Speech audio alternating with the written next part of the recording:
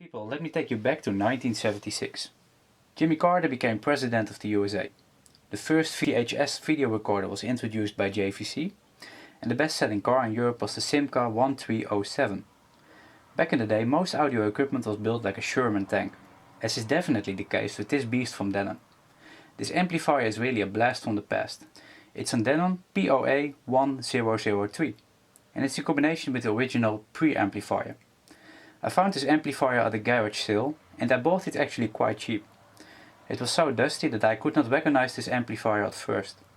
After a lot of cleaning, resoldering the PCBs, replacing components that were off spec, this amplifier performs again like it did in 1976.